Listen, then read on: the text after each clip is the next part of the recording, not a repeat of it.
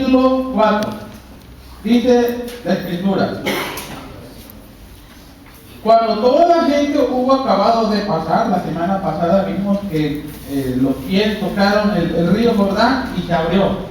Bueno, cuando la gente hubo acabado de pasar el Jordán, Jehová habló a Josué, diciendo: tomad del pueblo 12 hombres, uno de cada tribu, y mándales diciendo: tomad de aquí, del medio del Jordán, del lugar donde están firmes los pies de los sacerdotes, 12 piedras, las cuales pasaréis con vosotros, y levantarlas en el lugar donde habéis de pasar la noche. Entonces Josué llamó a los 12 hombres, a los cuales él había designado entre los hijos de Israel, uno de cada tribu, y le dijo Josué: pasad delante del arca de Jehová vuestro Dios a la mitad del Jordán, y cada uno de vosotros tome una piedra sobre su hombro, conforme al número de las tribus de los hijos de Israel, para que esto sea, ¿qué dice allí? Señal entre vosotros. Y cuando vuestros hijos preguntaren a sus padres mañana, diciendo: ¿qué significan estas piedras?, le responderéis que las aguas del Jordán fueron divididas delante del arca del pacto de Jehová. Cuando ella pasó el Jordán, las aguas del Jordán se dividieron, y estas piedras servirán ¿de qué? De monumento conmemorativo a los hijos de Israel para siempre.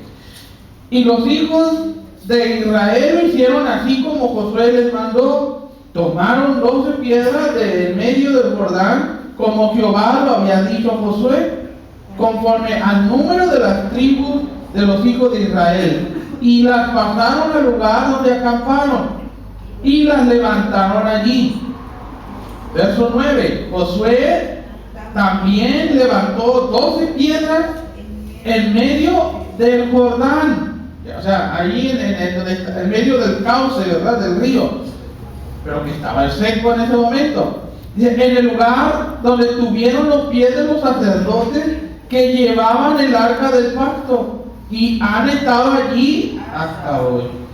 Y los sacerdotes que llevaban el arca se pararon en medio del Jordán hasta que se hizo todo lo que Jehová había mandado a Josué que dijese al pueblo, conforme a todas las cosas que Moisés había mandado a Josué.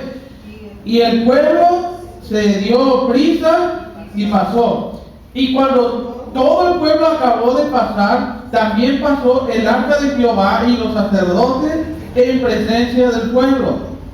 También los hijos de Rubén y los hijos de Gad y la media tribu de Manasés pasaron armados delante de los hijos de Israel, según Moisés les había dicho. Como 40,000 hombres armados, listos para la guerra, pasaron hacia la llanura de Jericó delante de Jehová. En aquel día Jehová engrandeció a Josué, a los hijos de todo Israel, y temieron como habían temido a Moisés cuando todos los días de su vida. Verso 15. Luego Jehová habló a Josué diciendo: manda a los sacerdotes que lleven el arca del testimonio que suba del Jordán. Y Josué mandó a los sacerdotes diciendo: subid del Jordán.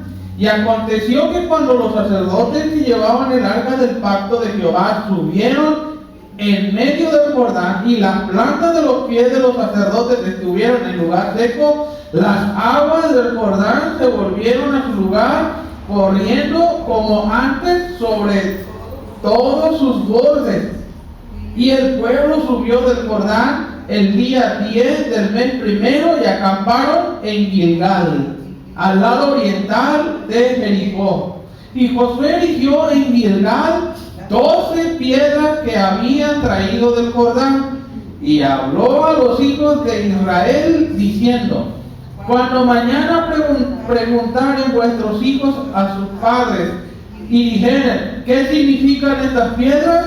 Declararéis a vuestros hijos diciendo, Israel pasó en seco por este Jordán, porque Jehová vuestro Dios secó las aguas del Jordán delante de vosotros, hasta que habéis pasado, a la manera que Jehová vuestro Dios lo había hecho en el mar rojo, el cual secó delante de nosotros hasta que pasamos. Y todo esto con la meta de ¿qué?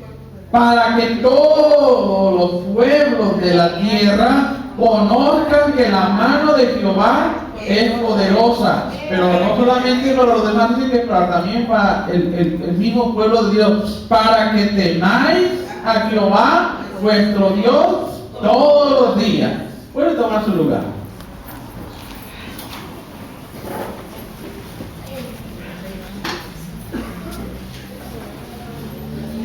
Aleluya. El día 10 de abril, Israel cruza el Jordán. Y a 8 kilómetros del río Jordán, el pueblo de Israel establece un campamento en esa región llamada Gilgal, que significa círculo de piedras. Esa fue la primera noche en tierra de Canaán. Algo interesante se descubrió recientemente. El arqueólogo de la Universidad de Haifa, de Israel, Adam Tertal, encontró 5 estructuras extrañas. Cada una de estas estructuras estaba moldeada tenía la figura como de un pie enorme. Las esculturas de hecho parecían ser huellas. Hay unas tomas aéreas y se ven las como una pisada, pero grande la huella. El arqueólogo afirma que estas estructuras con forma de pies humanos fueron elegidas precisamente por los israelitas que cruzaron el río Jordán en la historia que acabamos de leer. Y el hecho de haber encontrado estructuras en forma de pie pone de manifiesto un concepto bíblico, que el pisar de un pie en cierto territorio se testifica la posesión de la propiedad. Y esto por supuesto va de acuerdo a la palabra de Dios que Dios le dio a Moisés en Deuteronomio 11:24 y que recientemente Dios le había dado a Josué en Josué capítulo 1 verso 3, que dice: yo os he entregado, como lo había dicho Moisés, todo lugar que pisare la planta de vuestro pie será vuestro. Entonces la idea de esto aquí es de que los israelitas hicieron ese círculo o ese montículo de piedra con figuras de pie, pues como un acto simbólico de que estaban tomando posesión de la tierra que Dios les había dado. Entonces, a partir de que Israel cruza el río Jordán y establece el campamento en Gilgal,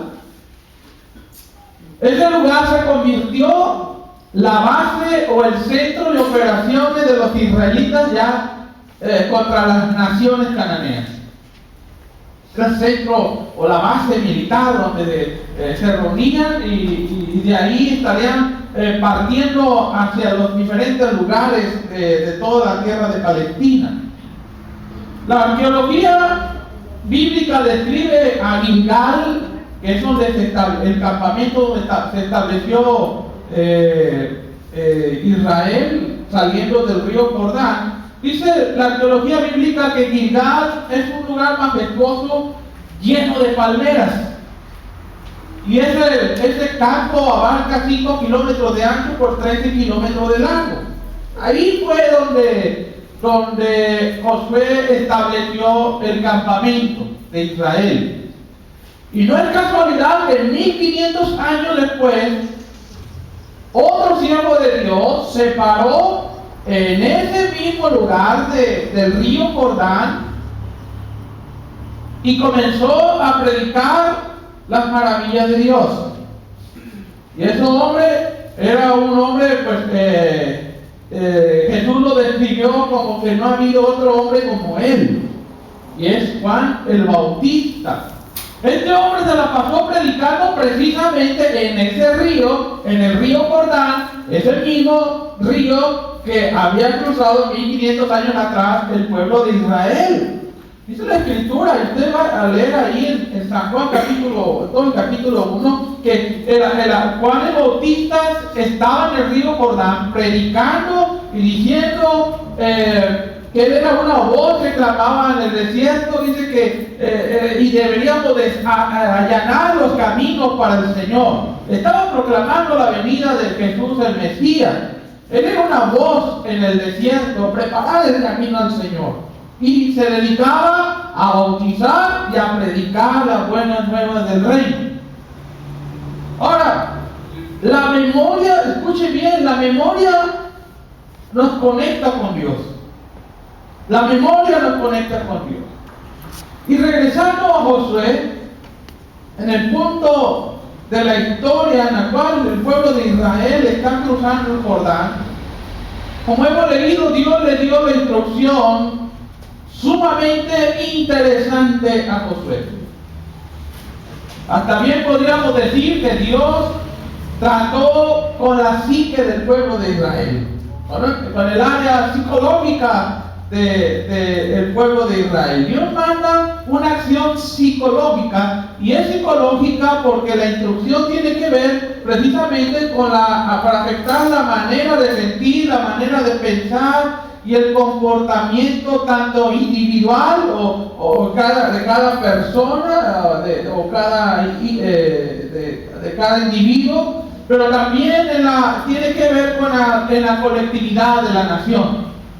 Dios quiere afectar lo personal, pero también quiere afectar la colectividad, quiere afectar a toda la nación de Israel. Con esta acción, Dios quería provocar y establecer una rápida alteración en la psique del pueblo de Dios. ¿Qué fue lo que Dios le mandó a Josué que hiciera? En el Josué capítulo 4, versos 2 al 13, Dios le dijo que debería de tomar 12 piedras, y que esas 12 piedras, de acuerdo allí en en Josué capítulo 6, versos 6 y 7, dice que esas 12 piedras que iban a sacar del río Jordán iban a servir como monumento conmemorativo. Un monumento conmemorativo. Con las 12 piedras, Dios quería que se hiciera un monumento conmemorativo. ¿Y cuál era el propósito de levantar un monumento conmemorativo? ¿Cuál era la razón por la cual Dios dijo: quiero 12 piedras y quiero que lo erijan allí donde vayan a hacer el campamento, ahí en Gilgal? ¿Cuál era el propósito de levantar un monumento conmemorativo? Pero ¿a eso cómo se le llama? Para recordar o no se olviden de Dios. Así es. Ese era el propósito. Que no se olvidaran de Él. Que recordaran constantemente a Dios. El propósito era para que no se pierda en la memoria lo acontecido en ese día 10 de abril. Amén. Por eso Dios mandó que se erigiera ese monumento, para que no se perdiera la memoria, la maravilla de Dios en ese día, para que no se pierda la memoria lo que Dios y el Creador había hecho en ese día de abrir el río Jordán. Lo relativamente fácil para todo el pueblo de Dios era recordar y reconocer a Dios en ese momento por el bienestar y la proeza que se había hecho. Era relativamente fácil el pueblo de Israel, ante semejante evidencia, y percibir con todos los sentidos, pues era el milagro, oiga, ver el mar dividido y pasar en seco, pues era relativamente fácil pues estar impactado por la maravilla y el milagro que acababa de suceder. Es relativamente fácil cuando todas las cosas están bien. Es por ello que Dios, al ordenar el monumento conmemorativo con las 12 piedras, lo que buscaba no era tanto impactarlos o llamarles la atención en ese momento con las 12 piedras o con el monumento conmemorativo, sino impactarlos en los años, en los meses por venir, en los años por venir y en las generaciones por venir.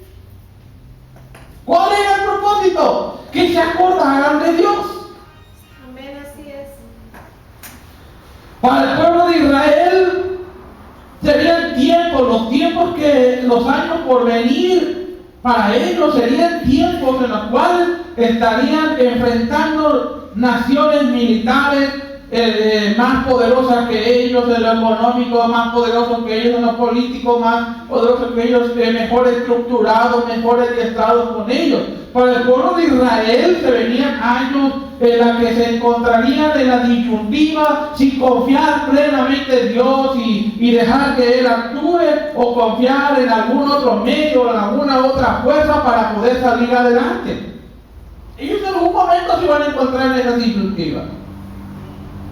Para el pueblo de Israel se venían años en los que se encontrarían, se sentirían que no iban a poder más. Por eso Dios sabía y sabía perfectamente que ellos pronto iban a olvidarse de Él. Sí, así es. Era la verdad.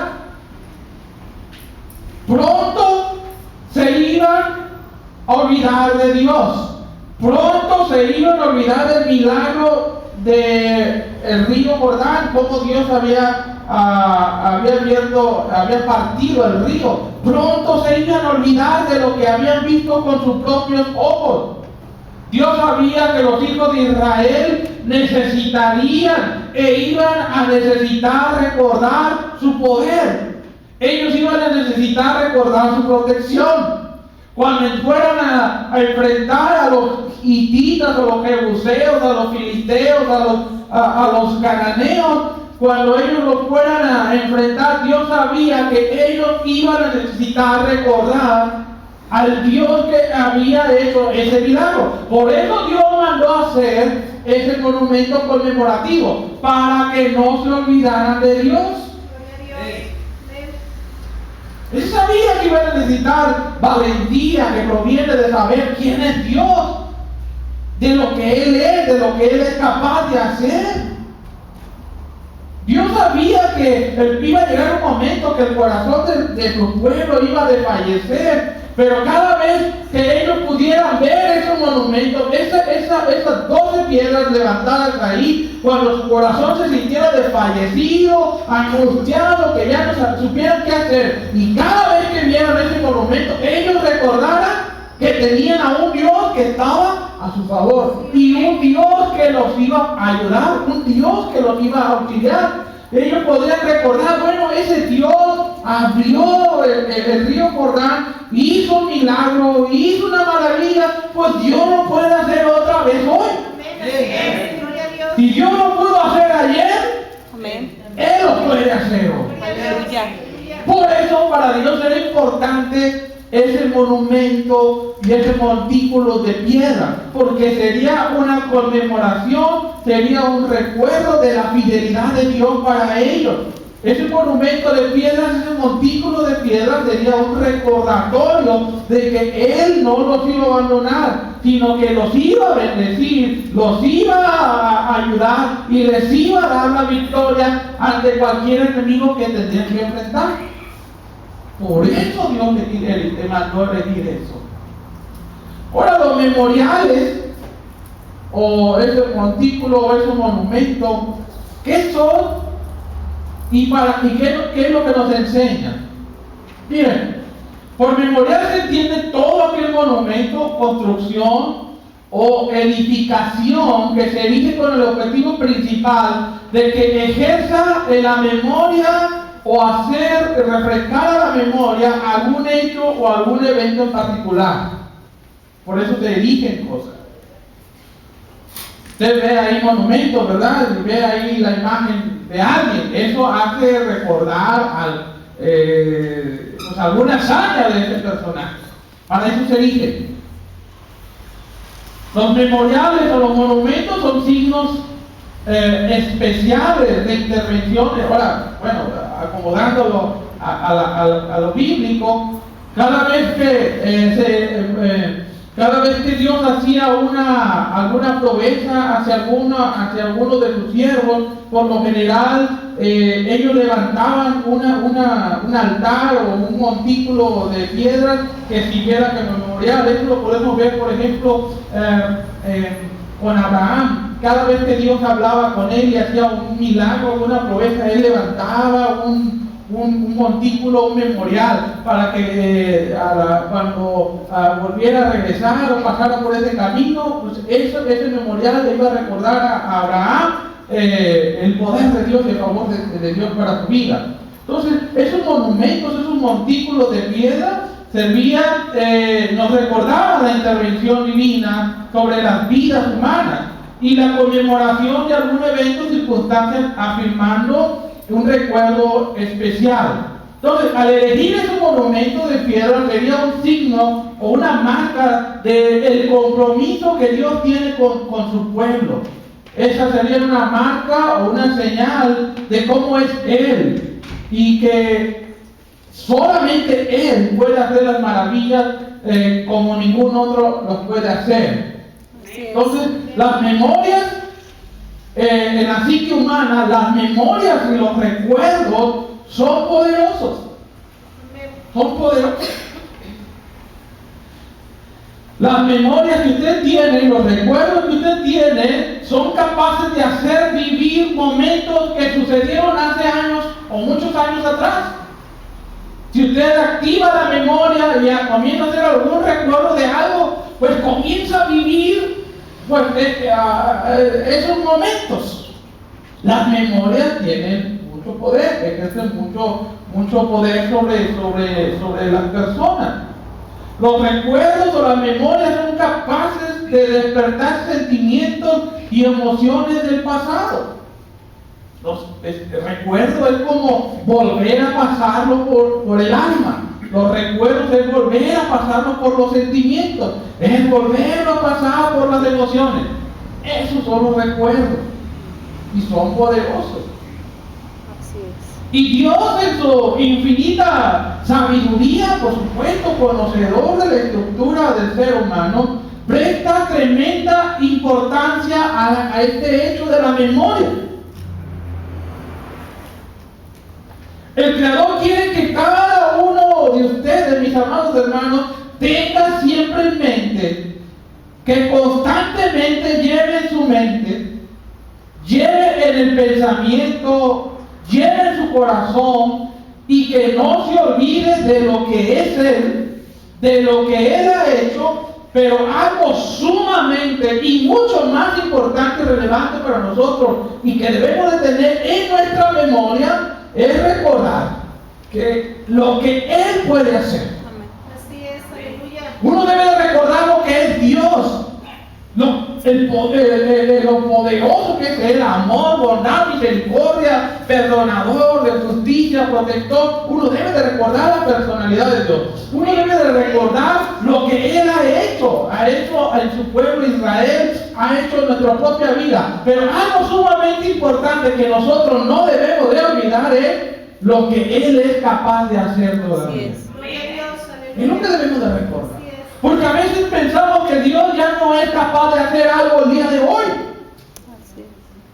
Pensamos que es un Dios que hizo, pero que no tiene poder o que no está interesado en hacer algo hoy, y menos con la propia vida. Pero es algo que uno debe de recordar. Si Dios lo hizo ayer, aleluya, Dios lo puede hacer hoy. Si Dios hizo algo con el pueblo de Israel, ese mismo Dios puede hacer algo con mi vida. No olvide usted en su memoria, es la voluntad de Dios, en su memoria recordar lo que es Él, lo que ha hecho, pero aún mucho más importante, importante recordar es lo que Él puede hacer todavía. Entonces, hermanos, Él todavía hace maravillas, Él todavía hace milagros. Amén. Él todavía puede cambiar tu historia. Amén. Él todavía sanar enfermos. Él todavía puede restaurar vidas. Él puede abrir caminos donde no los hay. Amén. Él puede abrir las ventanas de los cielos para bendecirte y llenar de bienestar. Él todavía puede darte la victoria de la paciencia y esperanza. Él todavía puede. O a menos que le demuestre lo contrario. Si usted le puede demostrar a Dios lo contrario, que Él ya no puede, pues definitivamente Él ya no va a poder. Pero Él puede. Para Él nada es imposible. Aleluya. Bueno, si la memoria nos conecta con Dios, el olvidarse de Dios resulta en angustia. Siempre. Una persona que se olvida de Dios es un cristiano angustiado. ¿Cuántos de ustedes se han quedado paralizados por alguna circunstancia? ¿Cuántos de ustedes han sido impactados de tal manera en lo emocional y quedado tan abrumados o tan abrumados por una situación que no supiste qué hacer, que no supiste qué pensar, que no supiste qué hablar, que no supiste a dónde ir? No tuviste la capacidad de reacción. ¿Cuántos de ustedes han quedado así paralizados? No tuvieron capacidad de reacción, no tuvieron qué hacer. Creo que todos en algún momento han estado en esa situación. Bueno, a ese estado se le llama angustia. Angustia. ¿Y qué es la angustia? Bueno, la angustia es el sentimiento, y un sentimiento que sin motivo se preocupa en exceso. Alguien dijo por ahí que un pensador dijo que me he preocupado por tantas cosas, o me he afligido por tantas cosas de mañana, y ni una de ellas se ha hecho realidad. Pues una persona angustiada es una persona que está lleno de sentimientos, que se preocupa excesivamente sin motivos. Una persona angustiada es estar pensando excesivamente ante aquella posibilidad de que en el futuro le ocurra algo a lo que le temes que te pase. Eso es estar angustiado. Como Job. Job, ¿qué le angustiaba a Job? Pues lo que le pasó.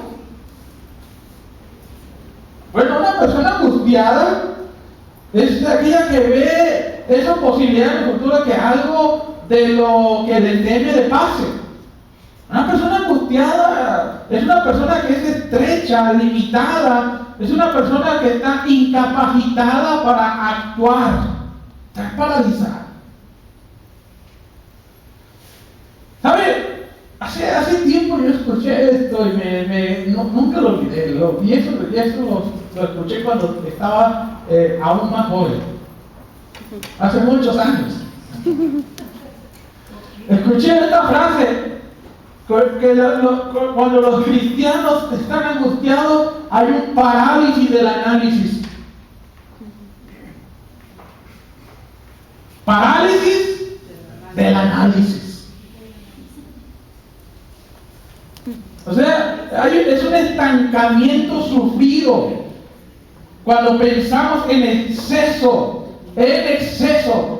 Aquí la ruta es que pues, se trata de pensar, ¿verdad? Pero cuando nuestros pensamientos o nuestras memorias están en exceso pensando en una situación o un asunto que se tiene que solucionar.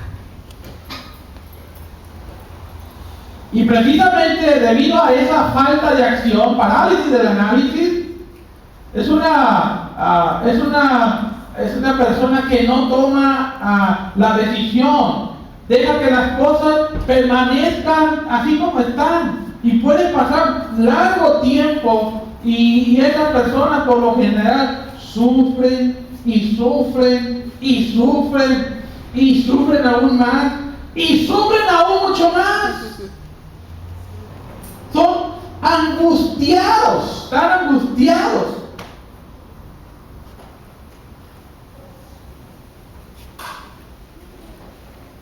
El exceso del análisis probablemente sobrevenga una falta de progreso y avance. Los proyectos por venir, pues no los concreta. Y esto, por supuesto, acarrea un sinnúmero de problemas. Y los problemas crecen y crecen y crecen, no solamente a corto ni a mediano, sino a largo plazo. Porque no le pone solución aquí. El problema de la angustia, mis amados hermanos, es de que analiza tanto las opciones que te deja paralizado. Analizas tanto la situación que no da los pasos necesarios para tu propio bienestar. Y piensas, ¿y cómo le hago? Y tienes miedo de tomar una decisión, tienes miedo de tomar la otra y ven otras posibilidades. Y así puede pasar mucho tiempo, pero no deja de estar angustiado. Por eso les digo, esas personas sufren de constante dolor. Entonces, hermanos, olvidarse de Dios resulta en eso: angustia, parálisis del análisis. Olvidarse de Dios es la pérdida de la capacidad de actuar en la voluntad de Dios. Además del dolor y de la angustia, y que no puede uno dormir, y que uno está intranquilo, uno está inquieto, no hay paz, hay un sentimiento de no estar satisfecho. Además de esas emociones que se viven en el corazón, una persona angustiada, y escuche bien esto, una persona angustiada está incapacitada para hacer la voluntad de Dios. Así es. No puede hacer la voluntad de Dios de una persona angustiada. Así es. Es incapaz de dirigir sus actos hacia Dios. ¿Por qué no lo puede dirigir? Porque está angustiado, está paralizado. Hermano, la angustia es un estado de desasosiego, es un estado desesperante, es una inquietud profunda, es una aflicción aquí, como que se nos están machacando nuestro corazón. Una persona angustiada está congojada, están siempre a disgusto, siempre están molestos y no saben por qué. Porque están angustiados. No lo saben, pero por ejemplo, porque están angustiados.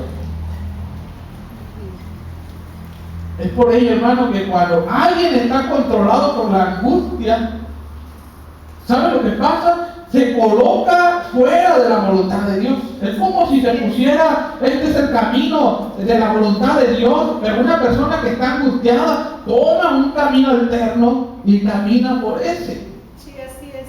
Está angustiado, no puede dirigir o tomar decisiones con respecto a la voluntad de Dios, no puede encaminar sus acciones a cumplir la voluntad de Dios. Ese camino, por supuesto, es un camino todavía aún más tormentoso, es un camino de desconfianza, de desesperación, un camino de duda del cuidado y de la protección de Dios. Sí, así es. Es terrible la angustia. Entonces, recordar, mis amados hermanos, escuchen bien, recordar es más que simplemente el acordarse ocasionalmente de Dios. Significa una persona que no se ha olvidado de Dios, significa que guarda en la mente o lo tiene presente a Dios y tiene presente siempre a su palabra. para comunicarle que Él es capaz de actuar. Sí, amén. Una persona que no se olvida de Dios es una persona que tiene siempre presente a Dios. Una persona que siempre tiene su palabra. Esta va a recibir una instrucción de parte de Dios de cómo debe de actuar. Y le está diciendo que Él es capaz de actuar. Sí, O sea, es una fuerza que Dios pone en nosotros que nos capacita para avanzar. Cuando recordamos a Dios, cuando recordamos lo que es Él, lo que ha hecho Él y de lo que es capaz de hacer Él, y cuando recordamos constantemente su palabra, Amén. ella nos comunica a nosotros, tú puedes. Amén. Así es. Gloria a Dios. Aleluya. Ella le dice a usted, o el Espíritu Santo nos hace recordar la palabra de Dios y nos dice, tú vas a salir adelante con mi poder y con mi fuerza. Aleluya. Gloria a Dios. ¿Y a cuántos de ustedes le dijeron que hiciera algo y se le olvidó? Oh. Todos, ¿verdad? A todos le han dicho algo, que hiciera algo y se le olvidó. Pero miren, cuando una persona es olvidadiza, es una persona descuidada. ¿Y saben? Esas personas olvidadizas, ¿saben lo que les pasa? ¿Saben lo que le pasa a las personas olvidadizas? Siempre están pagando las consecuencias de su olvido. O sea, igual lo van a sufrir.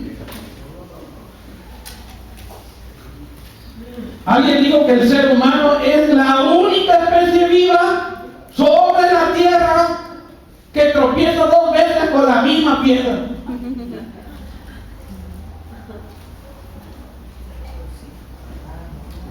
Un hombre llamado Nietzsche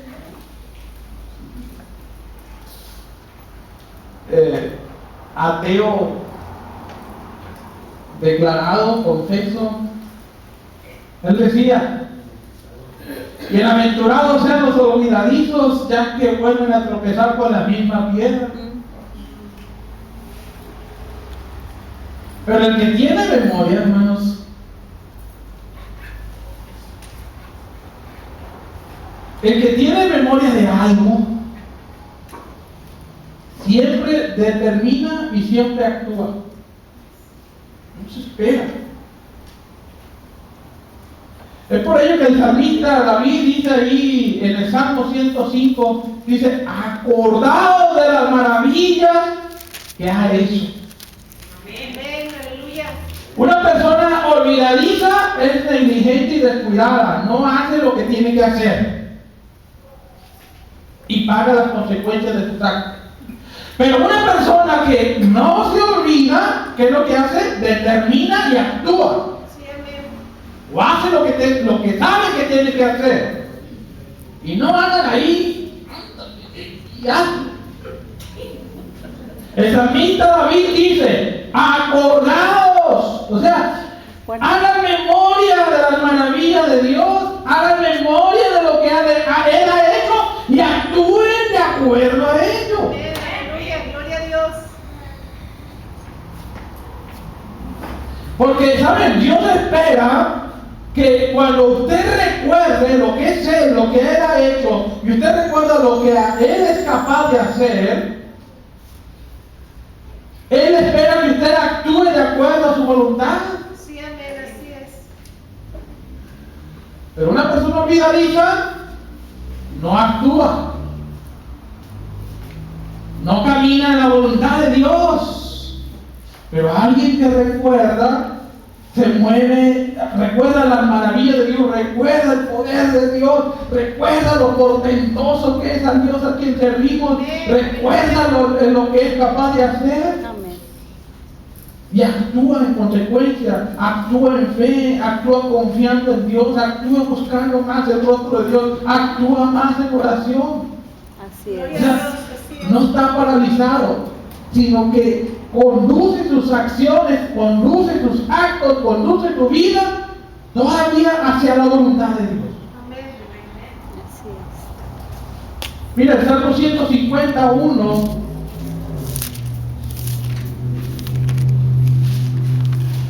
¿Está quedando claro, verdad, hermanos? Amén.